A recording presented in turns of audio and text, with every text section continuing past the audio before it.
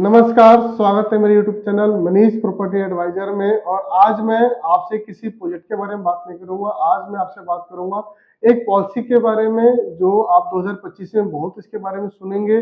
और back to back कई सारे प्रोजेक्ट इस पॉलिसी से रिलेटेड आ रहे हैं, तो आपको पता होनी चाहिए कि ये कैसी पॉलिसी है और इस पॉलिसी के तहत कौन लोग ले सकते हैं, किनको लेना चाहिए, क्या ये पॉलिसी सक्सेस रहेगा या नहीं होगी, ये भी हम बात करेंगे।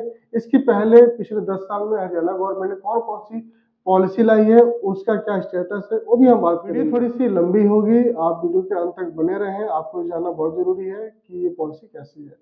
मैं बात करता हूँ इस पॉलिसी से पहले जो दो पॉलिसी आई थी उनमें से। पहले तो सन 2014 में पॉलिसी आई थी अफोर्डेबल हाउसिंग पॉलिसी की, जिसमें आपका जो फ्लैट आते थे 25-30 लाख के फ्लैट आते थे। उसमें एरिया आपका डिसाइड था कि 645 स्क्वायर फीट कारपेट होगा, 100 स्क्वायर फीट बालकनी होगी, 4 साल बनकी मिलने लकी ड्रॉ सिस्टम है।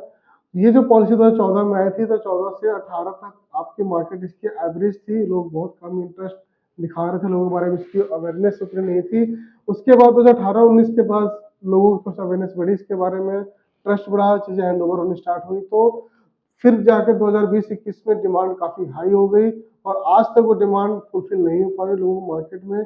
सप्लाई कम है, डिमांड बहुत ज्यादा है अफोर्डेबल की। दूसरी जो पॉलिसी आई थी, ये आई थी दीनदयाल जन आवास योजना, प्लॉट और फ्लोर दोनों की। उसकी भी डिमांड बहुत ज्यादा है। हालांकि फिलहाल में गुड़गांव में ये पॉलिसी बंद है और जिसके तहत अभी सप्लाई पूरी नहीं हो पा रही है। और तीसरी जो पॉलिसी आई है, ये आई है रिटायरमेंट पॉलिसी। आखिर क्या है रिटायरमेंट पॉलिसी, इसकी हम बात करते हैं। आखिर गवर्नमेंट को क्यों लानी पड़ी, ठीक है। इसके पहले बहुत सारे जगह ऐसी हैं जहाँ पे ये पॉलिसी ऑलरेडी है, जैसे राजस्थान हो गया, उत्तराखंड हो गया, या फिर आप फॉरेन कंट्रीज में देखोगे तो वहाँ पे क्या होता है, एक टाइम के बाद सीनियर सिटीजन को अकेले रहना पड़ जाता है। या तो ओल्ड एज होम में चले जाते हैं या फिर अपना अकेले ही सब कुछ अपनी जिंदगी लाइफ एंजॉय करते हैं। तो इसके पहले जो प्रोजेक्ट आए थे, कुछ मैं पुराने प्रोजेक्ट की बात करूं तो आशियाना के भिवाड़ी में से बहुत सारे प्रोजेक्ट्स हैं जो ओल्ड एज होम से रखते हैं। उस पॉलिसी के तहत उन्होंने बनाई हुई है, आप उसको जरूर देखें कैसे बन के आए। उनकी वीडियो यूट्यूब पे देख सकते हैं, आप सर्च करेंगे आशियाना ओल्ड एज तो आपको बहुत सारी वीडियो मिल जाएगी, उसको जरूर देखें, उससे आइडिया लग जाएगा।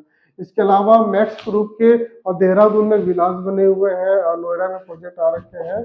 अभी पिछले कुछ टाइम से हरियाणा की बात करूं तो अगस्त 2021 में ये पॉलिसी आ गई थी हरियाणा के अंदर।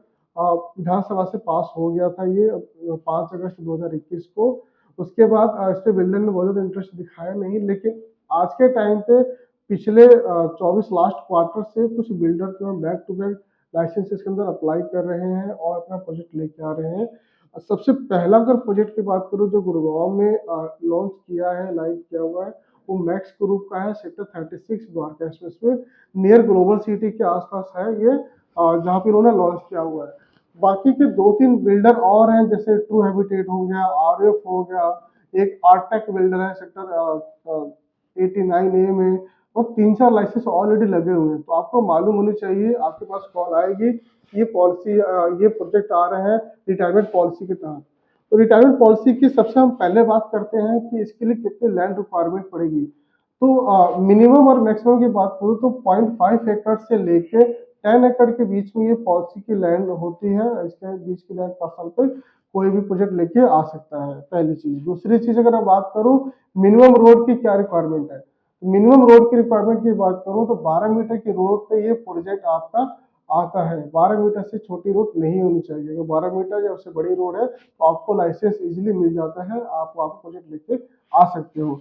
तीसरी अगर हम बात करूं कि इसमें कौन रह सकते हैं, कौन रह सकते हैं, कौन लेना चाहिए, तो खरीदने को आप कोई भी ले सकते हो, कोई भी इन्वेस्टमेंट कर सकते हो इसके अंदर। बट रहने के लिए आपको सीनियर सिटीजन होना बहुत जरूरी है, यानी 60+ आपका होना जरूरी है। इसमें आप सीनियर सिटीजन ही रह सकते हो। अगर आप उनके साथ रहना चाहते हो, कोई आप 60 से कम हो, तो आप एज अ गेस्ट उसमें रह सकते हो महीने 2 महीने के लिए, अगर RWA आपको अलाउ करती है तो। तीसरी चीज इसमें क्या क्या एमिनिटीज होती हैं, क्या क्या क्यों ये नॉर्मल प्रोजेक्ट से अलग है, क्यों इसको अलग बनाया गया है, क्या इसको किस तरह से डिजाइन किया हुआ है। अगर बात करूं तो सबसे पहले जो रिटायरमेंट पॉलिसी के तहत ये प्रोजेक्ट बन रहे हैं, इसमें आपका नर्सिंग रूम रहने वाली है, नर्स स्टाफ रहने वाले हैं, बेड्स रहने वाले हैं। अगर आपको कुछ तबीयत खराब होती है, कुछ भी होता है इमरजेंसी में, तो फर्स्ट एड आपको आपकी सोसाइटी के अंदर ही आपको प्रोवाइड कर दी जाएगी, ठीक है। और 50 बेड के बेड होते हैं, नर्सिंग स्टाफ होते हैं, सारी चीज़ें फैसिलिटी होती है। स्टेयर केस होती है, जो आपकी टॉयलेट्स के गेट होते हैं और नॉर्मल गेट्स होते हैं, काफ़ी वाइड होते हैं ताकि व्हील चेयर भी आपका इजीली अंदर तक जा सके। हैंडिंग होती है बाथरूम के अंदर, जिसे पकड़ के इजीली उठना बैठना बैठ सकते हो। या अगर बात करूँ आपकी लिफ्ट की, तो लिफ्ट से लिफ्ट का जो एक्सेस होता है इजीली होता है कि आपकी व्हील चेयर उस पर इजीली आप लेके जा सकते हो। तो ये कुछ चीज़ें हैं। इसके अलावा अगर बात करूँ पार्क्स वगैरह क्या क्या रिक्वायरमेंट पड़ती है, जो 60 साल के बाद लोगों को क्या क्या नीड्स होती है, उस चीज़ को मेन हाईलाइट में रख के इन्होंने इस प्रोजेक्ट में जो भी गार्डन है या जो भी एमिनिटीज़ है वो चीज़ वहीं मिलने वाली है। और नॉर्मल में क्या होता है, जैसे लग्जरी स्विमिंग पूल क्लब वगैरह सारी चीज़ें होती हैं, तो इनमें कुछ चीज़ें फिल्टर हो जानी है कि क्या ओल्ड एज में रिक्वायरमेंट है और क्या रिक्वायरमेंट नहीं है, उसी हिसाब से चीज़ें आपको प्रोवाइड की जाती है। एफएआर की बात करूं, इसमें अगर मैं टोटल की तो 225 की एफएआर होती है। मैक्सिमम जो होती है coverage area, total land parcel का 40% कवरेज एरिया आप कर सकते हो मैक्स टू मैक्स। इसके अलावा इनकी टोटल लैंड पार्सल की 4% इसमें कमर्शियल होती है, जैसे कि अफोर्डेबल में आज के टाइम पे 8% कमर्शियल है। इसकी इसी तरह आपको इस पॉलिसी के अंदर, रिटायरमेंट पॉलिसी के अंदर कमर्शियल 4% कमर्शियल आनी है, जहाँ पे डेली नीड्स की आप दुकानें ओपन कर सकते हो। और इसके अलावा अगर मैं बात करूं कि पार्किंग एरिया का 15% नेट प्लान एरिया होता है, बाकी का आपका गेस्ट पार्किंग होती है। डेंसिटी की बात करूं, डेंसिटी कितनी आ सकती है, तो 215 से 900% पर एकड़ की डेंसिटी रखने की बात करते हैं। नॉर्मल हजार हजार के आसपास होती है, तो इसमें थोड़ा कम होता है डेंसिटी का।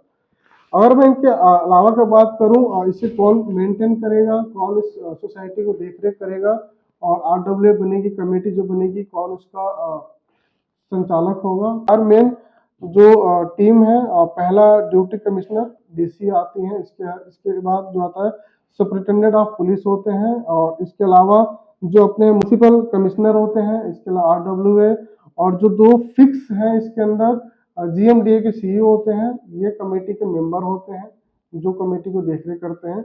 और इसके आसपास अगर बात करूं, जो नियर बाई हॉस्पिटल्स होती हैं आपके सराउंडिंग में 5 किलोमीटर के अंदर, वहाँ पे आपकी इमरजेंसी में ऑलरेडी एग्रीमेंट हो जाती है कि कोई भी इमरजेंसी पड़ती है तो इस सोसाइटी के जो रिटायरमेंट पॉलिसी की तरफ बनी हुई है, इनकी फास्ट ट्रीटमेंट और इमरजेंसी में सबसे पहले इनो मतलब वरीयता मिलती है आपको। तो ये आपकी एक एवरेज, जो जहाँ तक मेरी नॉलेज थी, जो मैं चीज़ें कैच कर पाया हूँ, वो चीज़ें आप तक पहुँचाने की कोशिश की है। इसकी पॉलिसी की पीडीएफ मेरे पास में है। अगर आपको पीडीएफ चाहिए, आपको करना क्या है, नीचे दिए गए नंबर पे मुझे कॉल कर सकते हैं, या फिर डिस्क्रिप्शन में मेरा व्हाट्सएप का लिंक दिया हुआ है, उस पर क्लिक करके मुझे व्हाट्सएप में हाई करके इस पॉलिसी की कॉपी आप मुझसे मांग सकते हैं। मैं आपको कॉपी शेयर कर दूंगा, आपको पढ़नी चाहिए, क्योंकि नई पॉलिसी है तो आप इन्वेस्टमेंट करने की विचार कर रहे हो तो बिल्कुल कर सकते हो। आने वाले टाइम में गुड़गांव में भी इसकी डिमांड बढ़ने वाली है रिटायरमेंट पॉलिसी की। और इसके तहत, क्योंकि अब जैसे जैसे आप विकसित होते हो तो चीज़ें बहुत सारी क्रिएट होती हैं। अफोर्डेबल आई थी, लोगों ने सोचा नहीं था 25-30 लाख की, आज 1 करोड़ तक बढ़ जाएगी, तो रियल एस्टेट पे इफेक्ट पड़ेगा इसका। अब देखना है ये है एक्चुअल में आपको कि कितना ये सक्सेस होता है, कितना नहीं होता, ये तो टाइम के साथ आपको भी और हमें भी पता चल जाएगा। इसके अलावा भी और भी चीज़ें हैं, जॉगिंग ट्रैक वगैरह जो नॉर्मल एमिनिटीज होती हैं, वो ऑलमोस्ट सभी सोसाइटियों में वो इसमें भी हैं, जो भी सिक्योरिटी सेफ्टी के मेन फोकस है। मेडिकल से मेन इसमें है आपका मेडिकल ट्रीटमेंट के लिए।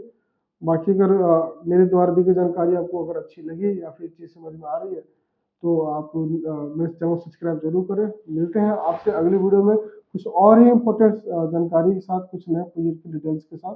वीडियो के अंत तक बने रहने के लिए आप सबका धन्यवाद। मिलता हूँ आपसे अगली वीडियो में, तब तक नमस्कार।